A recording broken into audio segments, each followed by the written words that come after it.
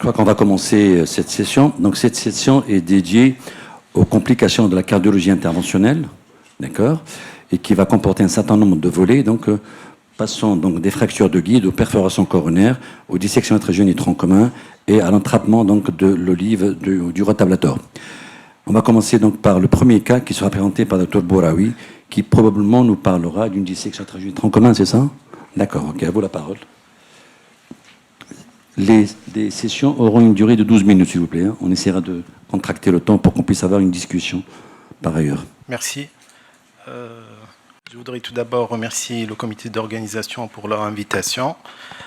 Donc, on m'a demandé de présenter un cas de complication. Je n'ai pas eu ces dernières années de complications, heureusement pour moi. Peut-être que c'est l'effet de l'âge. Je sélectionne mes patients. J'évite d'avoir des cas trop compliqués et surtout si je n'ai pas les moyens de prendre en charge ces complications. Donc il faut toujours se munir des moyens de savoir gérer ces complications. Donc j'ai emprunté ce cas par mon ami Nejah Nahlim qui est ici présent. Je vais directement passer donc au cas clinique. Donc je n'ai pas de conflit d'intérêt. Il s'agit d'une patiente de 76 ans, hypertendue, dyslipidémique, hypothyroïdienne, qui a été admise pour un esthémoi Tropoplus. Donc elle a été chargée, aspégique clopidogrel, puis donc une échographie qui a montré une bonne fonction VG. Et donc on a fait la coronarographie qui a montré cette lésion sur l'IVA, au niveau du segment 2, une lésion calcifiée, un peu tortueuse. Il y a une infiltration de la partie proximale de l'IVA. C'est un réseau gauche dominant, comme vous le voyez. Il y a une marginale qui est multisténosée, tortueuse. Mais à part cette lésion, qui est en fait responsable, il n'y a pas grand-chose. Une autre vue sur cette lésion de l'IVA que vous voyez qui est donc calcifiée. Et donc, on a jugé que c'est la lésion coupable. Donc, on va passer au traitement. Donc là, le passage du guide qui était facile. Et vous voyez donc la mesure de la lésion, à peu près de 3 cm. La lésion. Donc on a commencé à prédilater. Donc là, vous voyez une prédilatation, il n'y a pas eu de problème. Donc le ballon est inflaté, il n'y a pas eu aucun problème. Et puis, lors du passage du stent, il y a eu donc le stent ne passe pas cette tortuosité. Donc, on a largué le stent. Il y a eu une bonne inflation. Il n'y a pas eu donc de problème.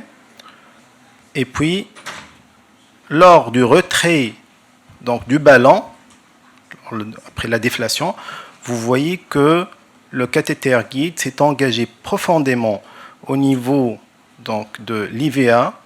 Et puis, lors de l'injection, il y a eu une dissection rétrograde qui a touché le tronc, la circonflexe et il s'est arrivé même à l'aorte ascendante. Donc à ce moment-là, bien entendu, fort heureusement, la circonflexe est encore donc, perméable. La patiente, il y a eu bien sûr des symptômes, la tension artérielle a chuté, mais il n'y a pas eu, donc on a eu le temps donc, de réfléchir ce qu'il fallait faire et il n'y a pas eu d'arrêt. Donc la solution, c'est quoi? C'est bien entendu de fermer cette brèche par un stent. Heureusement que le guide est en place, donc il faut toujours garder ce guide et on a stenté. donc un stent qui couvre essentiellement cette brèche, donc, et le tronc. Ce qu'on voit ici, que l'hématome, il est toujours donc présent sur la circonflexe, sur l'artère circonflexe, mais le flux, il est acceptable, flux TIMI 3. Donc, à ce moment-là, la patiente est stabilisée, donc on peut penser donc tranquillement ce qu'on doit faire. Donc, on a jugé de corriger et d'optimiser donc les lésions sur l'IVA, aussi bien donc après le premier stent que la partie proximale de l'IVA. Entre-temps, on a remarqué que le flux au niveau de la circonflexe s'est détérioré. Donc c'est probablement donc, en rapport avec l'extension de l'hématome. Et donc, comme vous le voyez, le flux est devenu donc TIMI 1 au niveau de la circonflexe. Et donc à ce moment-là, il faut essayer donc, de traiter cet hématome. Donc on a mis un guide. Donc on a jugé qu'il fallait stenter puisque donc le flux était donc il s'est dégradé et donc voilà.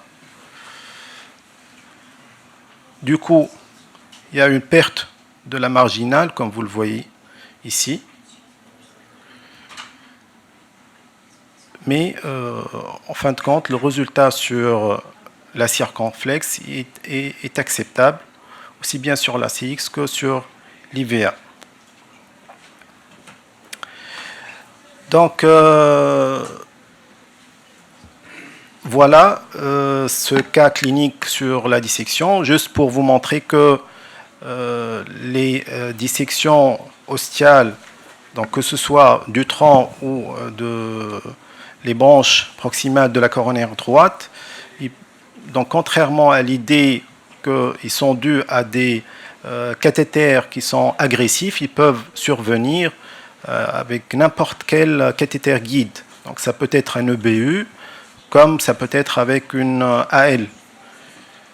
Et puis le traitement est dans la quasi-totalité et interventionnel. Donc il faut pratiquement oublier le pontage et surtout le guide.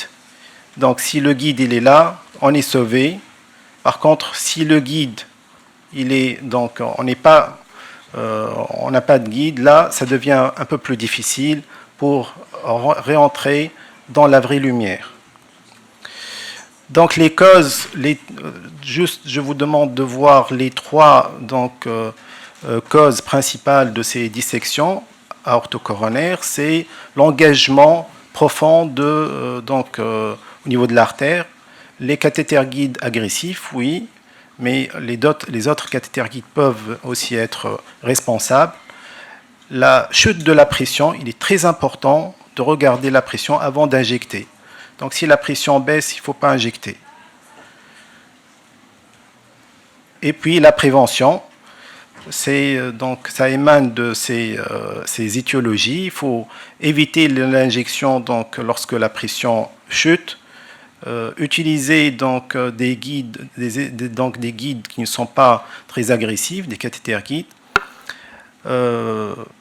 Et il faut surtout couvrir l'origine de la dissection. Donc le point d'entrée de la dissection, il faut la couvrir. En conclusion, donc la dissection iatrogène est le plus souvent ostiale. Le risque d'occlusion brutale ou de dissection, donc il y a un risque de dissection rétrograde. En cas de dissection, il faut désengager le cathéter guide et faire des injections non sélectives si nécessaire. Toujours garder le guide en place. Stenting couvrant l'ostium de l'artère avec une pré- et post-dilatation non agressive parce qu'il y a de l'hématome, donc il y a un compromis entre la taille du stent, la taille de l'artère Donc avant la dissection, et puis après, parce que lorsque l'hématome va se résorber, et le stent peut être donc sous-dimensionné. Là, il veut aussi disponible, mais il faut que le patient soit aussi stable pour pouvoir la faire. La prévention, surtout, ne pas injecter du contraste si la pression chute. Utiliser un cathéter guide le moins agressif possible, si possible. Je vous remercie.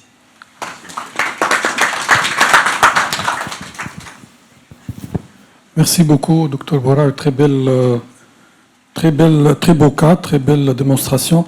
On va passer à la présentation suivante et tout à l'heure, on fera les discussions sur tous les cas ensemble. Donc, j'invite Dr Laswad pour nous présenter le deuxième cas à propos d'une fracture de guide. Qu'est-ce que je devrais faire? Dr Hades, du service de cardiologie de Médine. Je tiens tout d'abord à remercier la comité d'organisation pour m'avoir associé à cette belle session. J'ai l'honneur de partager avec vous ce jour un cas réel de notre service à propos de fracture de guide coronaire. My guide wire is fractured. What should I do? Pas de conflit d'intérêt. C'était une patiente âgée de 77 ans, aux antécédents d'HTA, admise dans notre service pour un instrument troponie positif, non compliqué. Donc, la patiente était mise sous traitement médical, bien sûr. On a fait la coronarographie par voie radiale droite qui a montré une sténose longue sur le VA moyenne avec un statut monotronculaire. Donc, ceci, c'est la lésion initiale. Donc, on a décidé de faire un stenting de l'IVA 2. On a passé un guide de type Rider vers l'IVA distal. On a procédé à un stenting direct par un stent nu Rebel 3 x 32 avec un bon résultat final.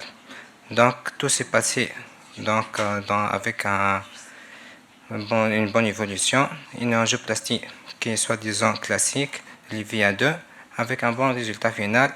Normalement, c'est un acte simple et on doit retirer le matériel. Mais lors de la traction du guide, l'extrémité de l'eau distale a été piégée au niveau d'une branche distale de l'IVA. Le guide s'est compliqué d'une élongation, s'est transformé en filament et s'est rupturé au niveau de la aorte ascendante. Vous pouvez voir ici donc le type, la partie distale du guide qui s'est empiégée au niveau d'une branche de l'IVA distale avec une élongation du guide. Donc, et c'est une rupture au niveau de la haute. Donc, devant un cas pareil, nous avons évalué tout d'abord l'état de patiente.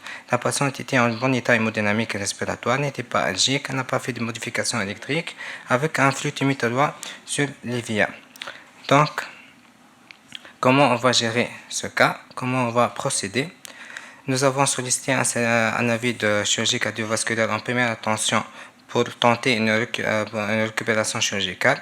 Donc, nous avons décidé de tenter une récupération percutanée dans un premier temps. Nous avons décidé de switcher en fémoral. Il y avait un boucle au niveau sous-claviculaire et nous avons mis en place un diselier CT fémoral avec une sonde UBU 375, vu qu'il présence d'un boucle sous-clave qui ne permet pas un bon support. Devant un cas pour faire une rétraction percutanée d'un guide qui s'est déchiré, nous avons fait un passage d'un deuxième guide dans l'IVA. Nous avons essayé de piéger le guide dans l'ostium du cathéter guide et le fixer par un ballon gonflé. Donc nous avons tenté cette méthode. Nous avons passé une sonde UBU avec passage d'un deuxième guide dans l'IVA et un ballon au niveau de l'ostium de l'UBU. Nous avons échoué dans cette méthode. Deuxième méthode, donc on peut utiliser un dispositif de récupération en snare, un lasso. Ceci, c'est un lasso de notre service. Nous avons essayé cette méthode on a pu récupérer un bout de guide, mais pas la totalité. Ceci, un petit bout qu'on a pu le récupérer, mais le reste, il existe encore dans l'IVA. Donc, c'est un résultat incomplet. Troisième méthode, nous avons pensé à avancer 2 guides coronaires, l'anthro, dans l'IVIA, et nous l'avons torqué ensemble et enroulé sur le filament piégé. Donc, 2 guides passés dans l'IVIA au niveau du guide déjà piégé, et nous l'avons retiré. Donc, disparition du type piégé au niveau de l'IVIA 3, c'est un succès de retirement. Ceci est les 2 guides enroulés avec le bout de filament qui était piégé dans l'IVIA. Ceci, c'est le bout distal avec le reste du guide qui s'est élongué. Nous avons injecté une injection finale avec un bon résultat fluidimétrie sur l'IVIA. En résumé, la fracture de guide coronaire par piégeage et rotation excessive en cours de l'angioplastie sont des incidents graves et rares. Donc la prise en charge elle est difficile, non encore standardisée, il n'y a pas un protocole à suivre. Les stratégies peuvent être percutanées, chirurgicales ou un traitement conservateur peut être tenté. Les facteurs de risque, c'est le piégeage du guide au niveau d'une branche avec une rotation excessive et une traction forcée. Donc les stratégies de prise en charge, dans la revue de littérature, nous avons trouvé plusieurs case reports, mais pas de séries et des séries larges. Pour la stratégie conservatrice, certains case reports suggèrent de laisser le guide dans la tête coronaire chez les malades à haut risque opératoire. Donc, ou bien si l'extrémité s'est cassée dans une petite branche, et garder une double anti-agrégation à long terme. Pour la stratégie percutanée, soit comme notre cas, 2 guides enroulés autour de guides fracturés peut être utilisés, ou bien utilisation d'un snare ou un cathéter guide avec enflage d'un ballon. Certains case reports ont montré l'efficacité d'un stenting du bout du guide contre la paroi de l'artère. En cas d'échec de ces stratégies, on peut tenter une section chirurgicale, soit par pontage ou bien artériotomie coronaire directe. Une revue de la littérature en 2013 a montré donc l'utilisation de méthodes percutanées dans 41% des cas, chirurgicales dans 43% et une stratégie conservatrice dans 14% des cas. Donc, il faut toujours garder dans la tête, une angioplastie même simple peut tourner dans un cauchemar. Et merci pour votre attention.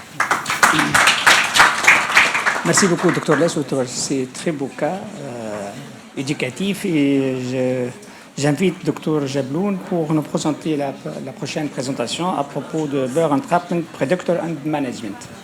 So, hello everyone, I'm Taha Yassine Jabloun from the Military Hospital of Tunis. I'm happy to share with you today a case of Burr entrapment in our cath lab. We'll discuss the predicting factor of Burr entrapment with some management tips that can save the day. I have nothing to declare. Our patient was a 72-year-old lady with hypertension, dyslipidemia, and diabetes, admitted for unstable angina with negative T waves in anterior leads. So we performed a coronary angiogram. This is the baseline angio. The right coronary was dominated. As you can see, the patient has a very tortuous and calcified LAD, and as expected, there is a tight lesion on the mid segment. This was judged as the culprit lesion, so we decided to treat it. We used a 6 French guiding catheter, and the wiring was easy with cyan blue wire.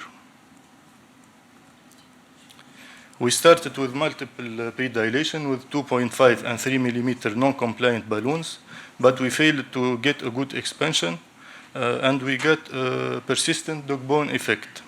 So we decided to modify the lesion with rotational atherectomy. We started with a 1.5 millimeter burr, used it with a speed of 1/60,000,000. After the second run, the burr was stuck across the lesion. The operator tried to pull and rotate the burr, but couldn't mobilize it. At this point, the patient had severe chest pain with ST elevation. So finally, we decided to disassemble the system by cutting the rotawire, the rotablator shaft, and the sleeve. And as you can see here, the operator is gently pulling on the plastic sleeve surrounding the shaft. Then a guide extension, 5 in 6 French, was passed over the drive shaft. it was advanced close to the lesion, which allowed pulling and retrieving the whole system. The control angio showed a dissection in the mid part of the LED, so we proceeded with the angioplasty with a 3.5 drug-eluting stent, post-dilated with 3.75 non-compliant balloon with good expansion. We decided to stop and accept this result with TIMI-3 flow and resolution of chest pain.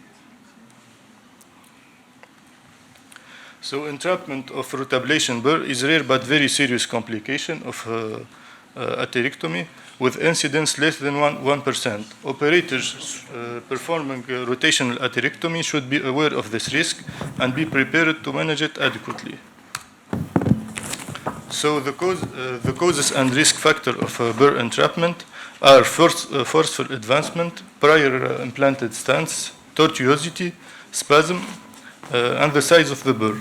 Obviously, a very bigger burr is exposed to entrapment. On the other hand, a 1.25 millimeter burr also increases such a risk. We'll see why in the next slide.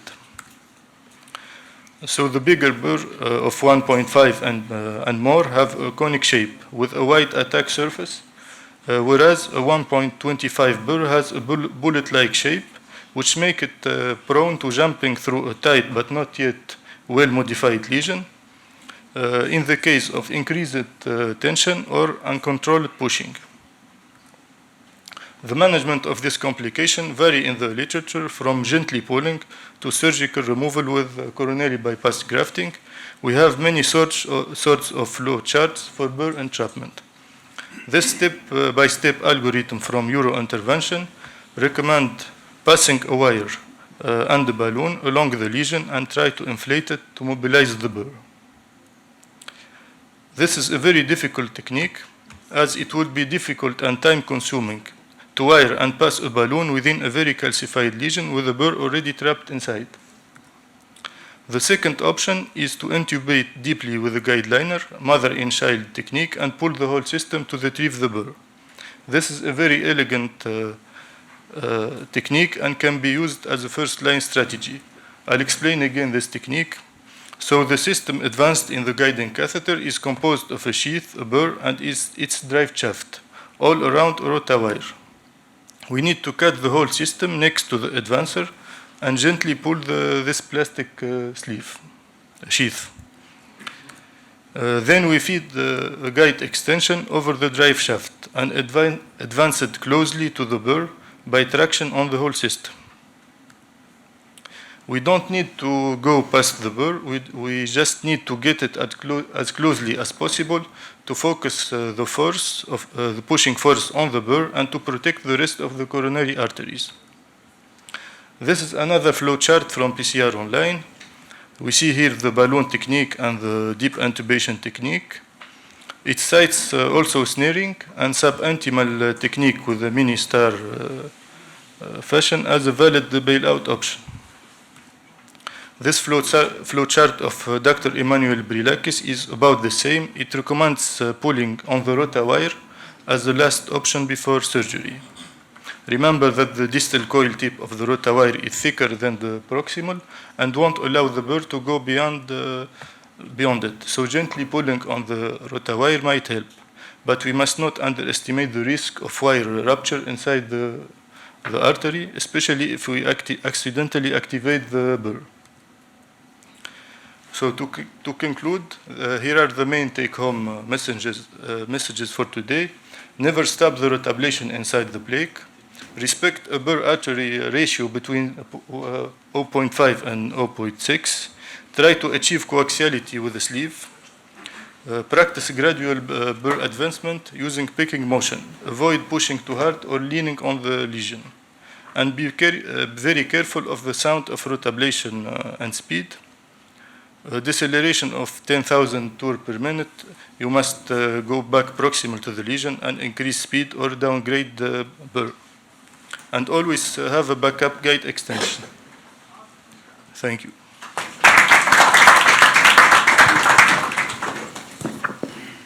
Alors, excellente présentation. Donc, on passe au cas suivant.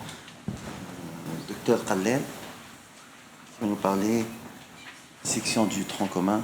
Bonjour, je commence à remercier le comité d'organisation de ce beau congrès national, un rendez-vous annuel et avec les sessions coronaires toujours adorables. Voilà, on va commencer.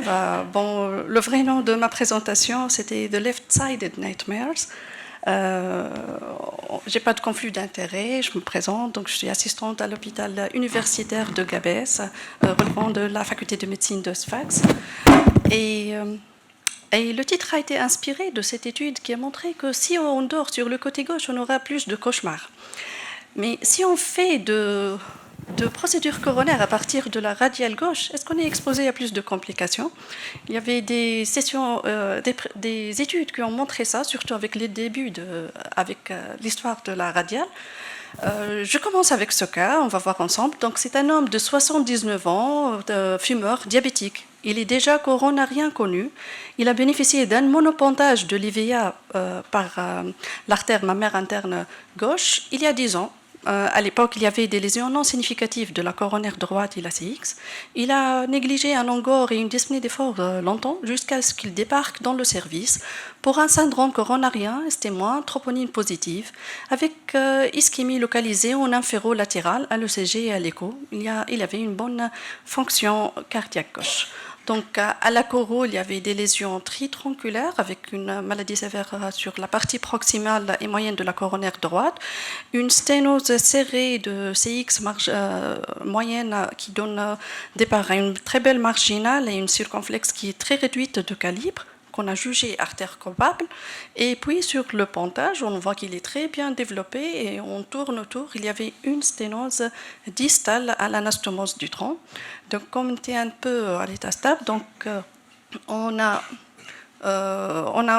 pensé à commencer par la lésion coupable, puis réfléchir pour le réseau, pour l'IVA par rapport à la procédure, soit sur le pontage ou le réseau natif, ça sera une décision de staff. Donc la stratégie était de commencer par la lésion coupable qu'on a jugée la CX marginale.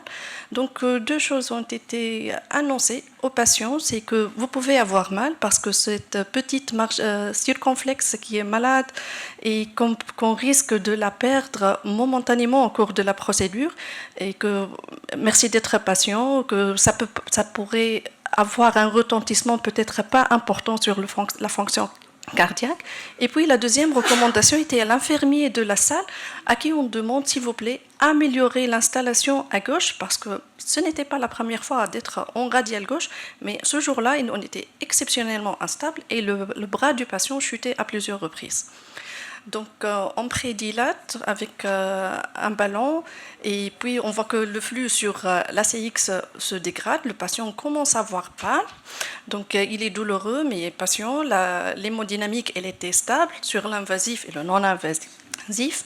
Et à côté de l'instabilité de son bras gauche, parce que mon infirmier ne réussit pas vraiment à stabiliser son bras gauche et il continue à glisser tout autour. En même temps, j'ai un problème de fracture de la valve et on m'annonce que depuis 2 jours, déjà, ce problème a été répété avec le nouveau arrivage de valve.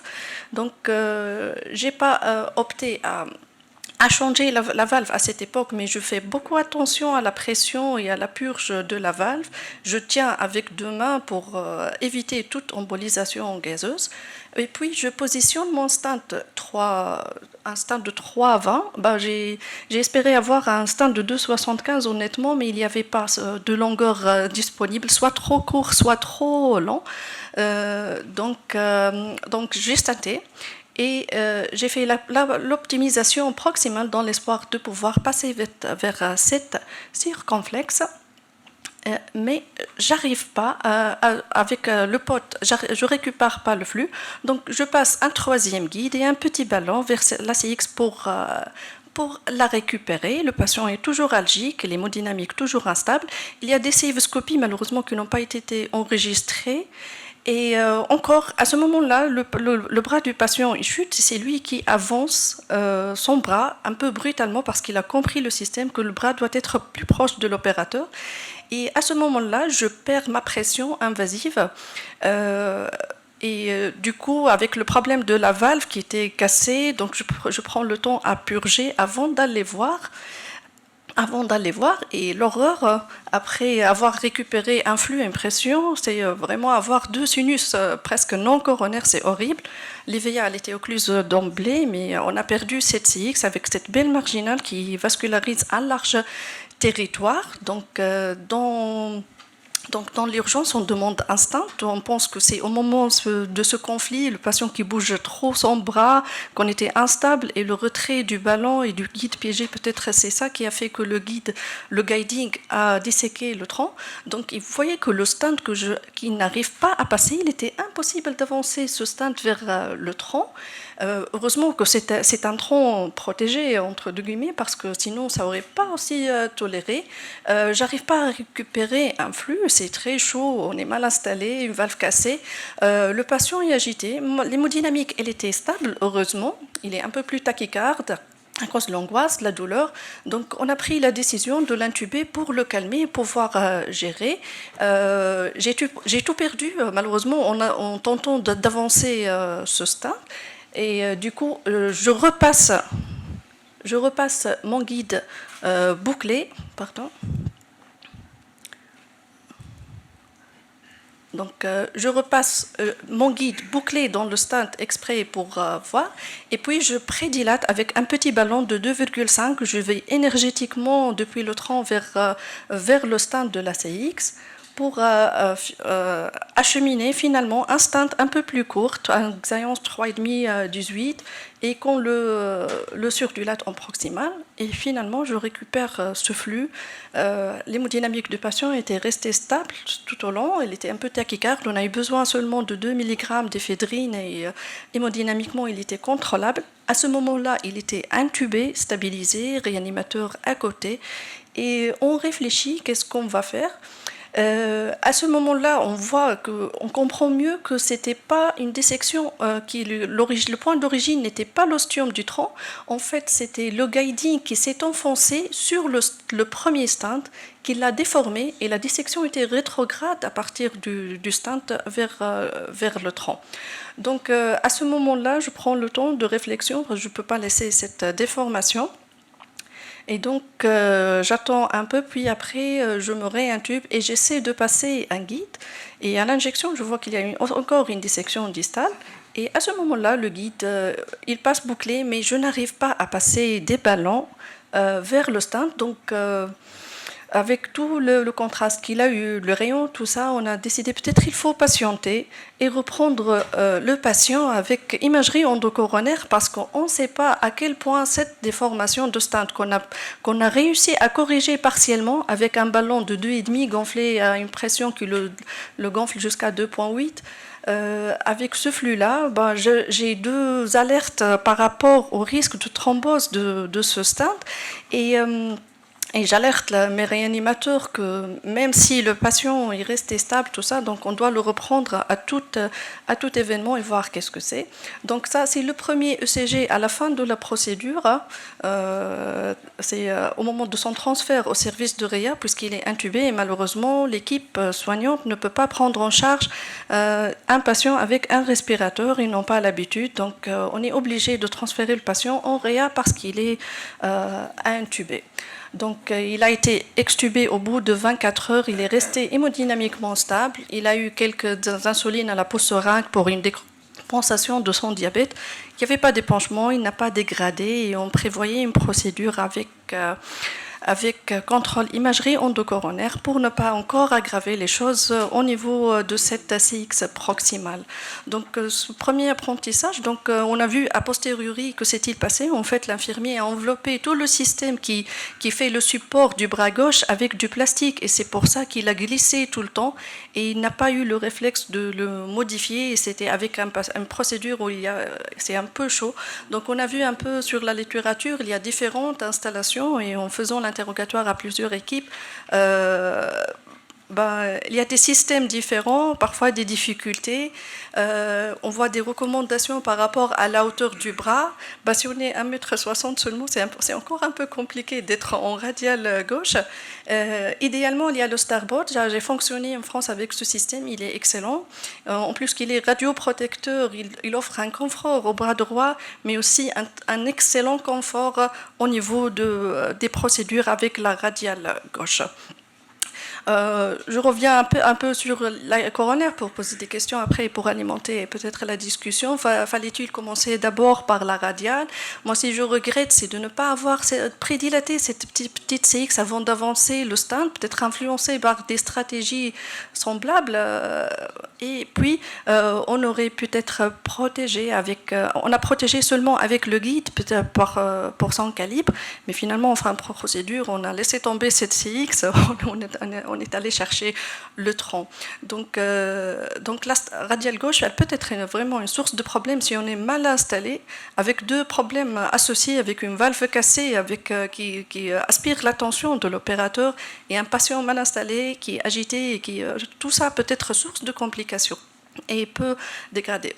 Si on regrette un peu l'intubation, on a revu après avec les équipes par rapport à une longue sédation pour éviter de transférer le patient au service de réanimation, parce qu'à Gabès, la salle de QTL est un peu récente, les protocoles ne sont pas bien établis, et puis l'équipe de réa elle est un peu réduite, donc on a du mal à être tranquille lorsqu'on transfère nos patients.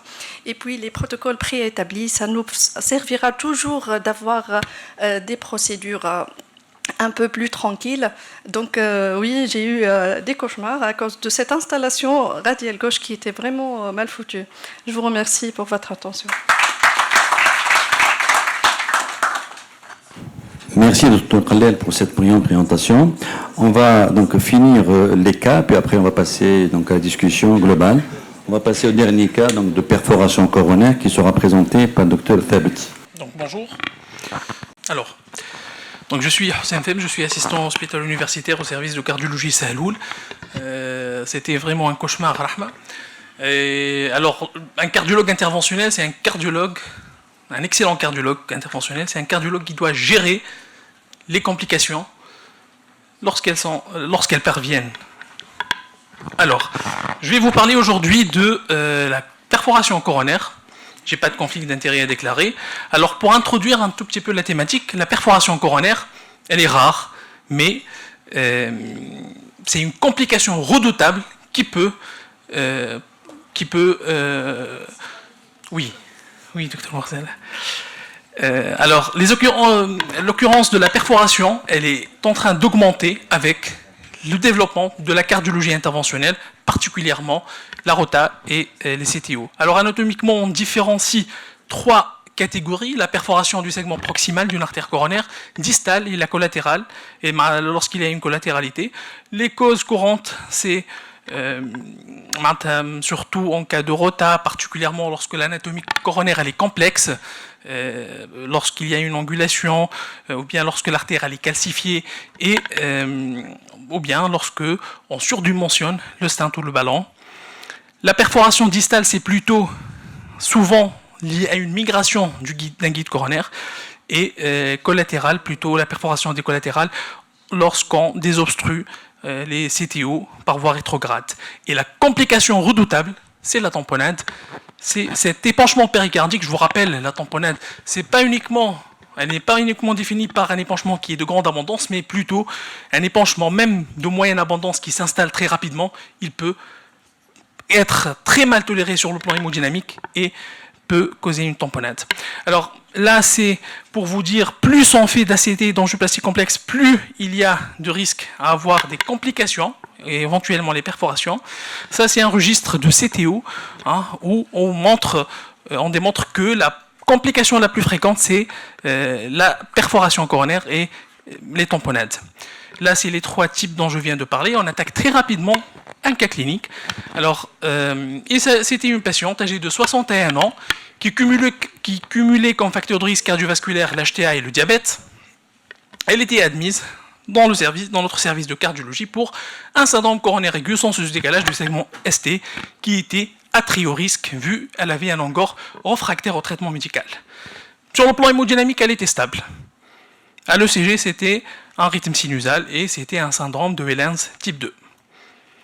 La patiente elle a été hospitalisée en soins intensifs en cardiologie et elle a reçu le traitement antithrombotique et le traitement anti-ischémique adéquat. Comme recommandé, on a fait la coronarographie dans les 2 heures. Alors voici la coronarographie. Là, en opacifiant la coronaire droite, on trouve une sténose qui est serrée au niveau de la coronaire droite, au niveau de son segment 2. Et là, sur cette incidence caudale, on voit le réseau gauche avec un tronc commun gauche qui est lent et qui est indemne de sténose significative, ainsi que la circonflexe. Alors, on devine sur cette incidence caudale, bon, on ne cache pas bien, mais l'ivia ostéoproximale, elle est le siège d'une sténose qui est serrée, mais surtout, elle est calcifiée. Je vous montre l'incidence crâniale. Donc, c'est une sténose qui est serrée de l'ivia ostéoproximale et il y a une sténose serrée aussi au niveau du segment 2. Donc, c'est un statut qui est bitronculaire et on décide de faire l'angioplastie. On a commencé par l'angioplastie de la coronaire droite. Donc, on prédilate cette coronaire droite par un ballon 2,5 x 20, puis on met un stent actif avec un résultat final, un bon résultat final par un stent actif de 75-38. Jusque-là, il n'y a rien. On attaque le réseau gauche et on a utilisé une BU3, donc c'était par voie radiale. J'ai oublié de vous dire que c'était une lésion de bifurcation avec la diagonale et on a mis deux guides coronaires à l'introu, l'un dans la livea distale et l'autre dans la diagonale pour protéger cette diagonale, vu que c'était une vraie bifurcation Medina 1-1-0. On a prédilaté, j'ai pas d'image, on a prédilaté cette IVA 2 par un ballon non compliant de 15, puis par ce ballon, on a prédilaté la première lésion de l'IVA proximale, puis on a utilisé un autre ballon, un ballon non compliant aussi, parce que cette lésion était calcifiée, et voici le résultat après prédilatation. Jusque-là, pas de complications. Donc, là on va stenter, on a mis le premier stent, c'était un stent de 2,75 x 14 au niveau de l'IVA 2 et un stent chevauchant avec ce premier stent et qui protrude avec 2 mailles au niveau du tronc commun. Là, je vous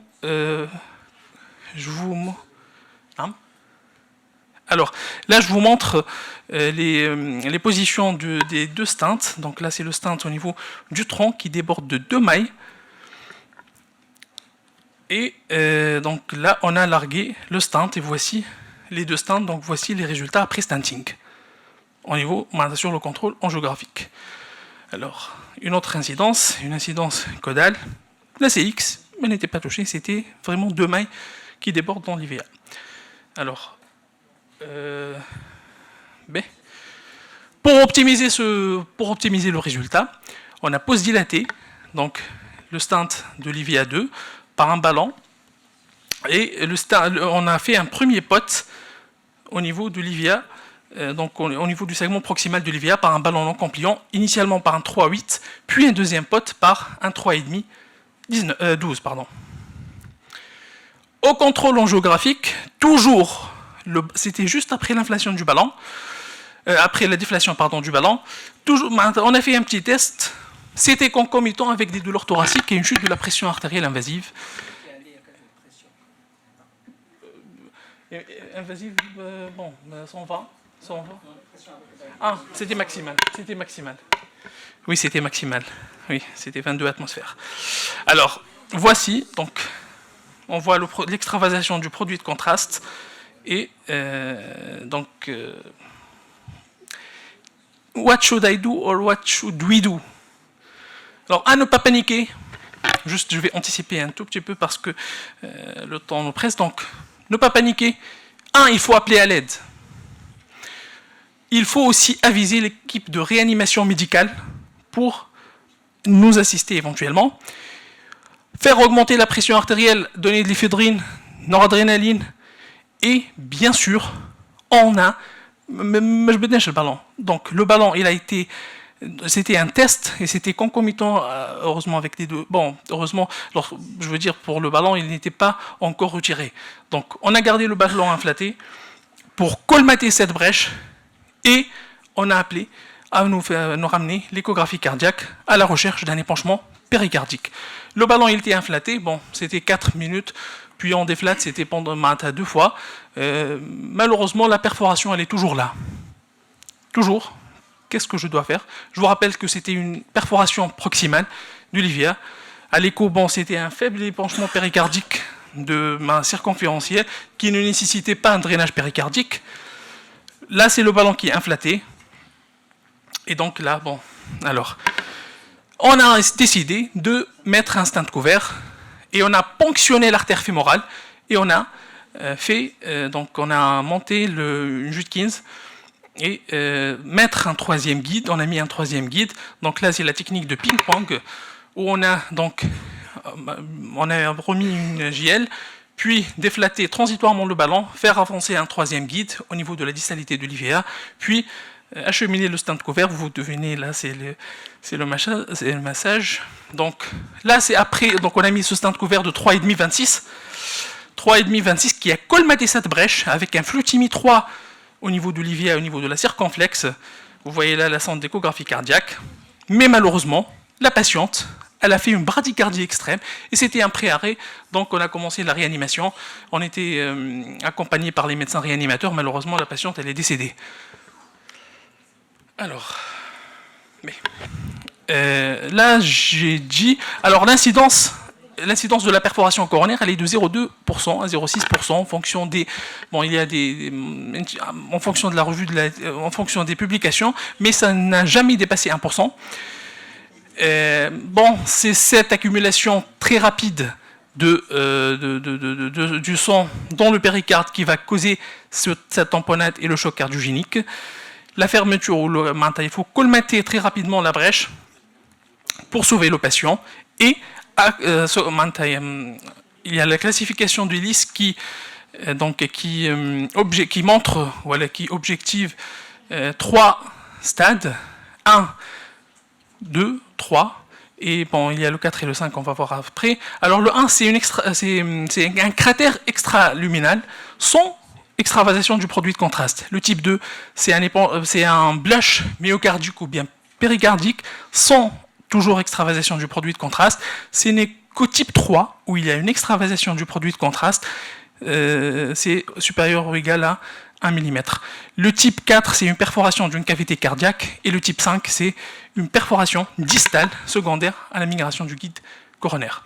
Alors les conséquences des perforations coronaires en fonction de la classification d'hélice, vous voyez là en bas, hélice 1, en bleu, c'est pratiquement, c'est sans complications, sans conséquences, pratiquement, dans la majorité des cas. Cependant, type 2 et type 3, plutôt, il y a l'hypotension, la tamponade et donc le choc cardiogénique. Alors, quels sont les facteurs prédisposants?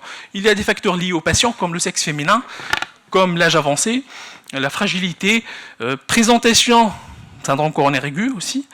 Alors, il y a des facteurs liés à la technique. Lorsqu'on inflate le ballon à très haut, avec une pression qui augmente, avec une pression qui est haute, ou bien lorsqu'on surdimensionne les ballons ou bien les stents, rupture du ballon, lorsqu'on est agressif lors de la post-dilatation, et il y a des facteurs liés à l'anatomie coronaire, à la complexité coronaire éventuellement, des artères qui sont calcifiées, qui sont tortueuses, ou bien des artères qui sont de petit calibre, parfois, donc elles vont se rompre.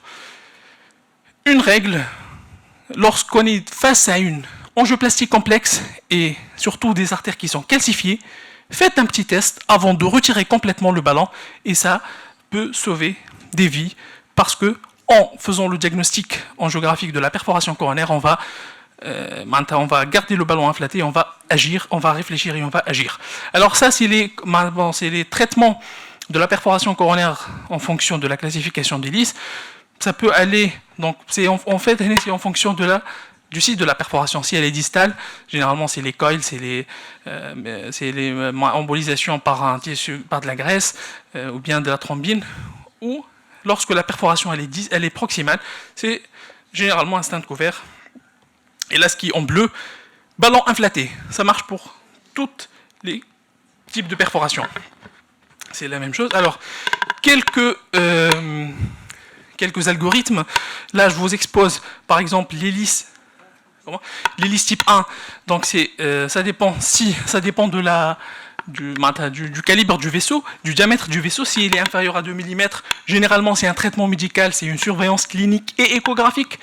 Et si le diamètre il est au-delà de 2 mm, donc généralement, on va utiliser un stent couvert. Si ça va échouer, je parle du type 1 hélice, si ça va échouer, ça va être la chirurgie. Pour le type 2 et le type 3, si on est en train d'utiliser des anti-GP de B3A, il faut les arrêter.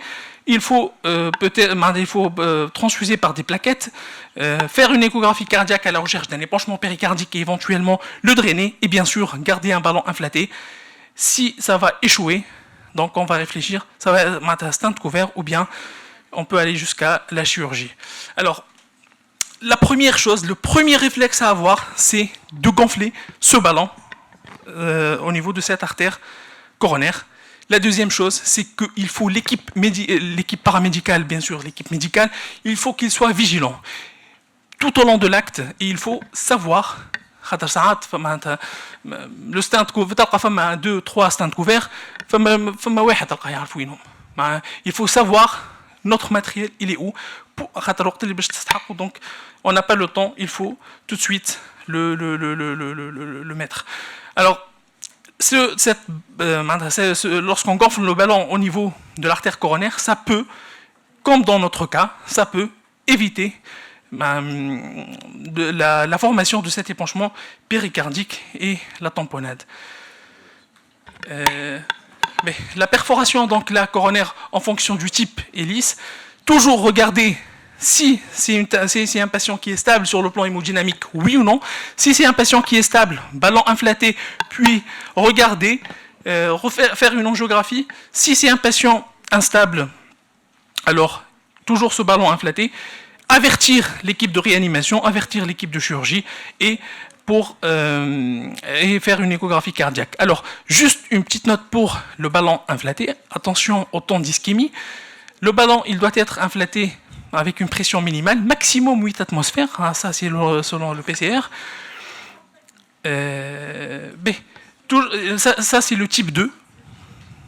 Et alors pour le ballon inflaté, les règles, si c'est une perforation donc, du tronc commun, généralement, il ne faut pas garder le ballon inflaté, c'est le temps d'ischémie, figurez-vous, et il faut rapidement, lorsque c'est un tronc commun, il faut mettre un stent couvert. Lorsque la perforation intéresse le segment proximal d'une artère coronaire, là, c'est généralement, on recommande de faire, il ne faut pas oversizer le ballon, et on recommande, en fonction de la stabilité hémodynamique et du temps d'ischémie, 5 minutes, le ballon inflaté, puis déflaté, injecté, voir qu'est-ce que ça donne, et répéter ça jusqu'à 4 à 5 fois, puis on va mettre un stent couvert si ça persiste. On a parlé de la technique de ping-pong. Ça, c'est pour le stent couvert. J'ai bientôt terminé, s'il vous plaît. Donc ça, c'est le stent couvert en fonction de la marque et en fonction du diamètre et de la longueur. Et figurez-vous, en fonction, donc, compatible ou pas avec le cathéter guide que vous avez mis. Le type 3, c'est une urgence. Vous voyez le produit de contraste qui est l'extravasation du produit de contraste. Ballon, faire échographie cardiaque, avertir l'équipe de réanimation, faire monter la pression artérielle, drainer l'épanchement péricardique s'il y a, et puis un stent couvert. Alors, figurez-vous, l'épanchement péricardique, il n'est pas toujours présent, et sa survenue, elle est associée à une mortalité plus importante. Quant à la perforation distale, le stent couvert, généralement, pas de bénéfice, sauf si on n'a pas de matériel pour emboliser cette perforation distale, sauf si on va mettre un stent couvert, on regarde cette émergence de la branche, et il faut que cette branche ne soit pas responsable d'un territoire myocardique qui est responsable, parce que sinon on va avoir de l'ischémie. Alors on a dit migration du guide. L'embolisation, ça va se faire par les microcoils, par de la thrombine, par de la graisse. Alors, un point, j'ai pas trouvé de réponse à ce point. Il est antagonisé ou pas l'effet de l'héparine. Mais normalement, ne pas antagoniser l'effet de l'héparine, ne pas donner de sulfate de protamine, parce que si vous avez un épanchement péricardique, ça va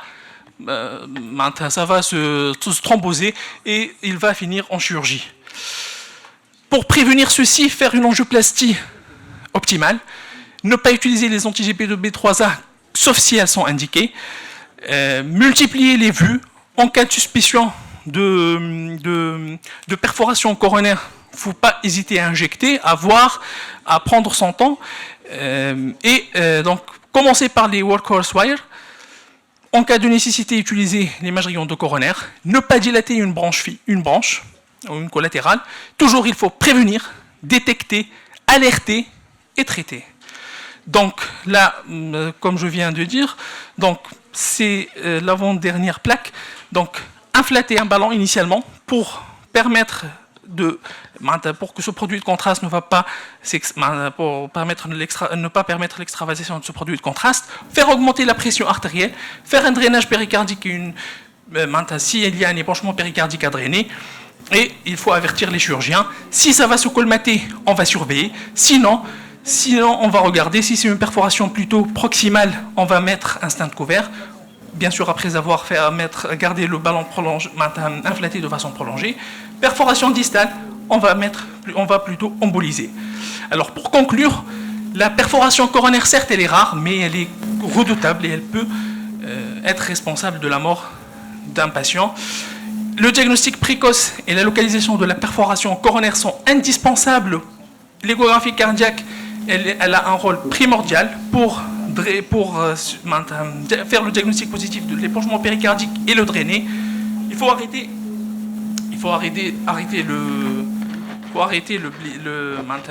colmater la brèche, et donc ceci par un ballon initialement inflaté. Et il faut savoir où mon stent couvert il est, et parce que peut-être je vais l'utiliser. Et je remercie pour votre attention. Merci beaucoup. Bravo pour avoir eu le courage de présenter une complication majeure. Donc on va inviter tous les orateurs. Bravo à vous tous, et on va inviter les orateurs pour les différentes questions. Moi, je vais démarrer la discussion en posant une première question à Dr Bouraoui pour donc la lésion complexe de l'IVA proximale. C'était une lésion qui est assez calcifiée. Donc, est-ce qu'il y a eu préalablement dans la stratégie de dilatation programmation d'éventuellement utilisation de rotablator pour éventuellement éviter la dissection? Non, il n'y a pas eu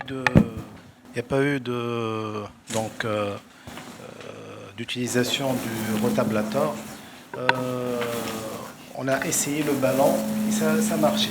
Donc si il n'y a pas eu de frottement, le ballon passe facilement. Ce n'est pas une lésion qui, d'emblée, le ballon ne passe pas. Donc le ballon passe, le guide très facilement, il a passé. Donc le ballon passe et on a essayé. Si on a eu des problèmes de prédilatation, on aurait sûrement utilisé pensé au rotablator. Mais je pense que ça date de 6 ou 7 ans maintenant, donc, et on n'avait pas du rotin. Oui, et je crois que le message clé dans ta présentation, c'est de garder le sang-froid pour garder le guide en place, pour avoir le temps de bien réfléchir, parce que sinon on va perdre tout. Si le patient il est stable, donc il faut penser, il faut regarder, voir, garder le guide et penser où est le problème et comment gérer ce problème. Voilà. Ouais. Moi, je pense qu'il y a d'autres tips and tricks qu'on peut utiliser. On peut introduire un deuxième guide déjà. D'accord. On peut utiliser une extension de cathéter pour faire avancer un petit peu le stent, parce que je pense que le stent s'est bloqué à l'entrée de la lésion. D'accord. Surtout que c'est une lésion très tortueuse et calcifiée, très angulée. Donc, bien évidemment, et là, ça te force à pousser un petit peu le cathéter porteur sur le toit du tronc. Et c'est à partir de là, ça peut commencer à dégénérer, d'accord. Parce que le tronc, il peut être normal, mais il peut avoir une petite plaque avec, en poussant le cathéter porteur, on peut déstabiliser, on peut provoquer une dissection. Tout à fait, c'est possible. Mais là, le mécanisme de la dissection était lors du retrait du ballon, le cathéter guide s'est engagé, voilà, directement. Et puis, on a injecté alors que c'était... donc, il ne fallait pas injecter avec une pression basse. Donc, une chute de la pression. Les équipes qui font beaucoup d'angioplastie complexe ont la main facile pour le rotablateur, même pour les petites lésions calcifiées ou la lésion C sous ballon, justement pour éviter ce genre de complications et surtout par rapport à la perforation. Donc nous, pour des raisons de matériel, on essaie d'être un peu radin par rapport au rotablateur, mais généralement, il vaut mieux casser le calcium par le rota avant d'aller si on avait les moyens, on aurait fait un IVUS. Oui, d'abord, voir, tout à fait. Et puis après, on programme ce qu'il fallait faire.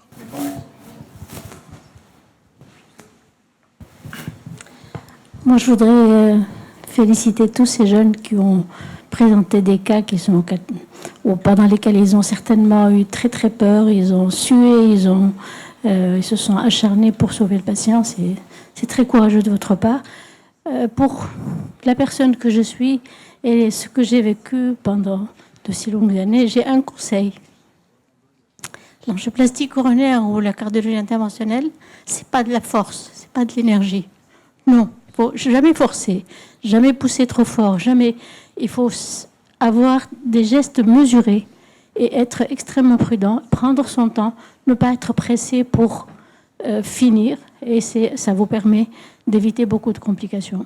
Alors j'ai juste deux petits commentaires concernant, par exemple, le guide qui a été rompu. Ce qu'on aurait pu faire, peut-être que mes collègues sont d'accord ou pas d'accord, mais avant de pousser fort comme ça, de tirer fort, c'est de faire avancer un petit ballon, un ballon de 1 mm, jusqu'à l'extrémité du guide, et ça aurait peut-être permis de le dégager et d'éviter qu'il soit rompu et qu'on ait autant de peine à le faire. Les dissections, je pense, là encore, c'est la façon de travailler. Il faut vraiment mesurer ses gestes. Il ne faut pas, encore une fois, ce n'est pas la force qui permet de sauver des situations.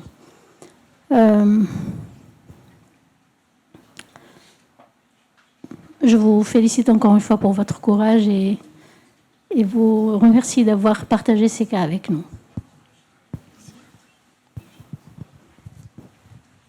J'ai des petites remarques. Je commence par la perforation coronaire. Il y a une technique qui marche très très bien. Et on sait tous que le stent couvert, c'est un très mauvais stent. Et le vrai cauchemar, si ce stent n'avance pas, si on n'a pas une sténose qui est bien préparée avec le ballon, et du coup, il y a une perforation, le stent normal, le stent actif ne passe pas, le papyrus ne passera jamais. Et du coup, la technique ping-pong, c'est une excellente technique. On peut éviter la tamponnade, on peut éviter de perdre le malade, mais il faut avoir 2 opérateurs très expérimentés qui travaillent en symbiose. Et le plus expérimenté doit faire passer le guide, faire passer le matériel. Et du coup, je pense que l'autre technique qui peut marcher bien, c'est le sandwich technique. C'est un deuxième stand, c'est le premier stand, et ça marche. Et si on met un ballon, il faut gonfler le ballon, sabre, 30 minutes. Il faut avoir de la patience. Si le patient le tolère, s'il ne le tolère pas, c'est trop de choses. Et la deuxième remarque, c'est pour le matériel entrampant, des guides, des ballons et tout. Il faut ramener la force où il y a le problème, avec des extensions cathétères ou de microcathétères. Il ne faut pas tirer de force, ramener la microcathétère en distal et on tire tous. Et on a pris ça des CTO, on arrive à tout ramener dehors. Je vais faire une petite enquête. Qui a un stent couvert dans sa salle de cathé? Vous êtes sûr? Il n'est pas périmé? C'est dans les normes. Hein. C'est obligé. Moi, Hannibal, je peine depuis 1 an à essayer de trouver un stand couvert. Je n'arrive pas à avoir un stand couvert. Wow. Je n'arrive pas à avoir un stand couvert, Faisal. C'est grave. J'ai un papier du fournisseur qu'il ne peut pas me fournir le stand couvert pour me couvrir. Il y a 2 salles déjà ici où il n'y a pas de stand couvert. C'est mis extraordinaire chez ce stand couvert.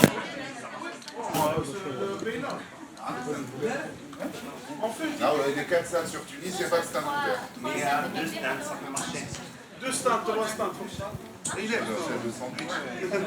Ouais.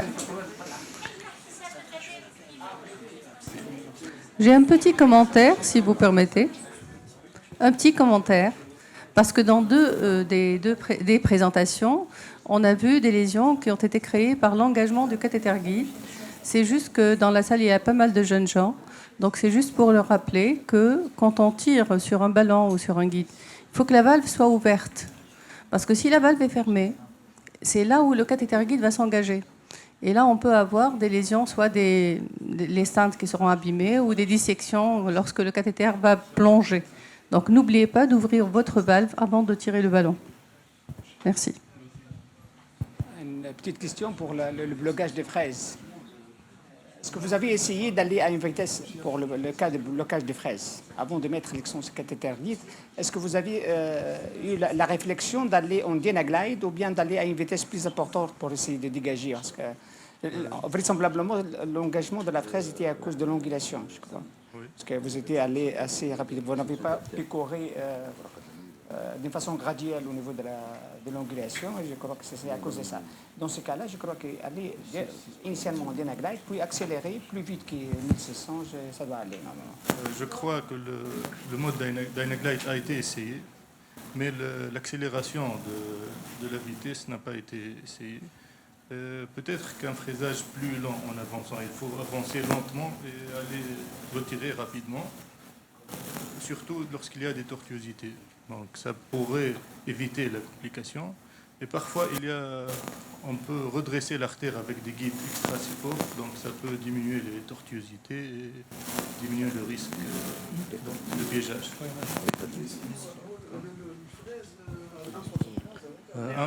1,5. 1,5. Oui. Parfois, quand on endort le patient, on arrive à sortir très facilement. C'est généralement un spasme sur une artère calcifiée qui se bloque avec les... Donc on endort le patient et ça sort sans aucun problème. J'aurais une question pour Dr Khalel. Est-ce qu'on a une idée sur le devenir de ta patiente et est-ce qu'il y aurait un contrôle prévu à distance de la procédure? Je n'ai pas lancé pour ne pas vous rendre malade parce que jusque-là, je suis toujours malade à cause de ça. Le patient est resté stable en réa. On l'a réussi à l'extuber le lendemain très rapidement. Il n'a pas eu besoin de drogue. Le CG était resté comme je vous les ai montrés. Et puis, je suis restée en stand-by 30 heures à l'hôpital à côté parce que je crains cette thrombose de stade parce que je n'arrivais pas, avec les outils que j'en dispose, d'améliorer les choses à l'état local. Et donc, l'équipe de réanimateurs, après l'extubation, a refusé de le transférer en cardio. Pour eux, puisqu'il a été sédaté, il était diabétique avec la décompensation, ils voulaient la garder la deuxième nuit. Donc, je contacte la réanimatrice de garde à 21h du soir pour lui annoncer que je suis dispo au bout de fil pour m'appeler pour n'importe quel événement à propos de ce patient. Tout allait à merveille jusqu'à 7h30 du matin que je reçois l'appel. Moi, je suis à 2 heures de route parce que je dois présenter une conférence à 8h. Et l'appel me dit que le patient a fait un arrêt et qu'on a récupéré 4 ou 5 fois depuis 50 minutes et qu'on n'a réussi pas à joindre l'équipe de garde de cardio. C'était un peu choquant. Qu'est-ce qu'il y a à l'ECG? On n'a pas fait d'ECG. Donc, j'ai dit ECG. Il faut thromboliser. Je viens. Au bout de 2 heures, je serai là-bas, essayer de stabiliser, garder le patient. Finalement, je remercie le résident qui s'est déplacé de chez lui, à côté de l'hôpital, pour venir assister, mais vraiment, à ce moment-là, ils ont abandonné les réanimations, je les en veux, parce que le patient, il s'accrochait à la vie, c'était un tronc protégé, et c'était une belle indication même d'assistance cardiaque, et on a même pensé, je ne sais pas, on accepte un peu trop la mort. Peut-être c'est un réflexe de lutter avec les lésions coronaires qui n'est pas encore acquis dans une ville qui acquiert récemment sa première salle d'angiographie coronaire. Et donc, le patient a été récupéré 4 fois, puis ils l'ont réanimé, puis il n'a pas été thrombolysé, ce que je les en veux, vraiment. Donc, il a raté une chance, il était malchanceux jusqu'au bout, il était mal installé, la valve était cassée, il a eu la complication et finalement, il n'a pas bénéficié d'une thrombolyse peut-être de sauvetage, il fallait juste récupérer un flux, je pense qu'il a occlu ce stent parce que j'arrivais pas à l'améliorer. Et puis, il y avait la décompensation, je ne suis pas sûre, par rapport à la prise médicamenteuse. Je ne suis pas sûre que le médecin était sur place parce qu'il y avait 50 minutes. C'est un médecin averti qu'il faut m'appeler à toute complication qui entraîne ce patient. Finalement, ce sont les conditions qui... ça se répète un peu. L'équipe de Réal était un peu réduite. Là, elle s'élargit. On essaie d'installer les protocoles. Ce sont les débuts, je pense. Donc, il n'y a pas de protocole de préétabli cardio-réa. Et même averti, malheureusement, il n'y avait ni le réflexe de CG, ni le réflexe de thrombolyse en attendant, ou bien l'accès en salle de choro. Voilà, ça me rend malade. Je ne l'accepte pas dans ma tête, mais c'est l'issue de ce patient, malheureusement, pour lui. Présenter cette... Voilà, donc je vous félicite encore une fois. Mais ce que je vous dis à tous les jeunes et à tout le monde, si vous n'avez pas les conditions optimales pour travailler, il ne faut plus travailler parce que vous n'êtes pas... Là aussi, si on porte plainte contre vous, vous êtes fautif. Vous êtes dans la faute. Si vous travaillez alors que vous n'avez pas les conditions qu'il faut. Votre valve a mal fonctionné. Personne ne vous pardonnera d'avoir travaillé avec une valve qui a mal fonctionné. Il faut faire très attention. Maintenant, les patients deviennent agressifs. Ils deviennent demandeurs. Bon, ils ont raison. À la limite, c'est leur vie. Mais là, faites très attention. Il faut refuser de travailler dans des conditions qui ne sont pas optimales. Moi, je crois qu'il ne faut pas avoir honte de pouvoir recourir à la voie fémorale. Quand tu as ce genre de patient difficile, il faut avoir une bonne incubation. La voie radiale, c'est bien, mais la voie fémorale est meilleure. Chaque fois qu'on peut l'avoir. En fait, le choix de la radiale gauche, c'était pour contrôler à la fois le pont mammaire gauche et faire la foro. Et pour moi, je ne sais pas ma première radiale gauche. Je passe facilement de la radiale droite à la radiale gauche. Et au contraire, j'évite un peu les fémorales parce qu'il y a un seul échographe et c'est difficile de voir les coups guidés pour la fémorale. Donc, du coup, j'essaie de rester un peu plutôt radiale pour éviter les complications. Pour limiter les complications, il y avait des complications sur des ponctions. C'est vrai, on n'a pas votre expérience de fémorale. Nous sommes formés radialistes d'emblée.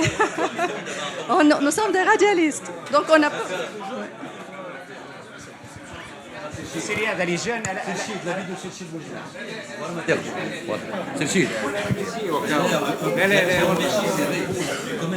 Des fois aussi, ça va raison garder. Je ne sais pas. Je crois que tu aurais pu éviter tout ça. C'est-à-dire, tu as le droit de travailler en radial. Bien sûr, mais quand tu as une procédure un petit peu difficile, moi je crois qu'il faut toujours faire confiance dans votre famille, à mon avis. Il faut savoir. Parce que des fois, quand tu as un tronc commun, quand tu veux faire un kissing, il faut utiliser des ballons 3,5 de 4. Ça passe pas en radial avec les sondes en 6F. Au Japon, on fait du 7F, 8F, en fémoral.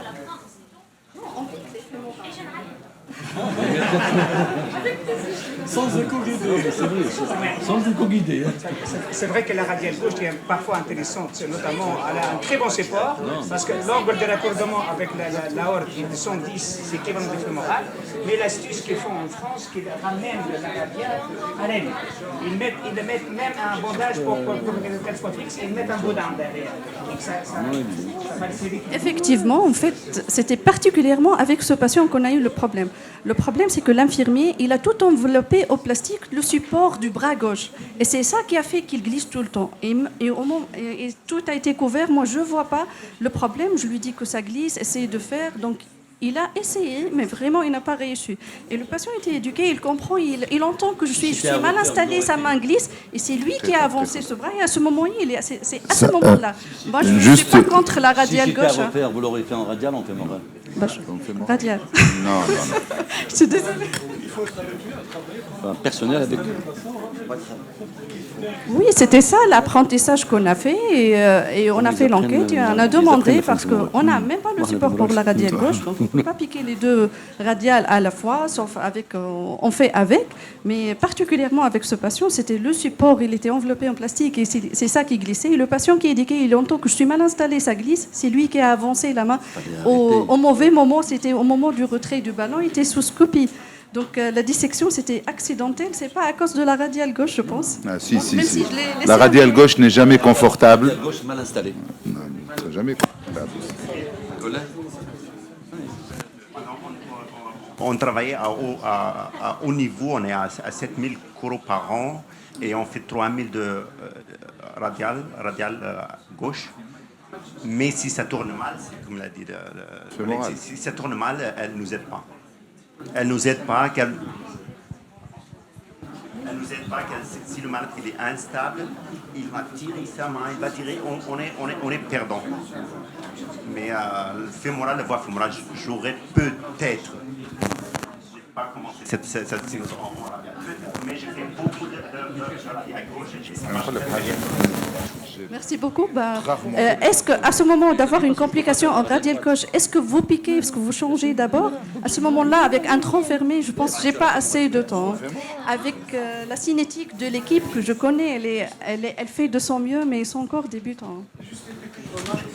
Lorsqu'on a une dissection provoquée par le catétique, parfois ça peut introduire d'autres livres, dans le lumière, la perte coronaire, on change d'accès pour changer la zone d'appui. Oui, c'est vrai, changer l'appui et changer de guiding pour changer le point d'impact. Mais je pense que ce n'était pas une dissection à l'ostium. En fait, c'était le mouvement. Je pense que la dissection est partie à partir du stent. On a bien vu la déformation rétrograde. Et j'ai bien filmé le guide que j'ai passé bouclé exprès pour le voir, qu'on n'est pas passé dans le fractional. Mais merci pour la remarque. Le mot de la fin. On remercie l'assistance pour sa disponibilité et pour sa présence et pour les questions qui ont été posées, surtout pour les orateurs qui ont fait du beau travail, malgré les questions et un petit peu les critiques. Au revoir.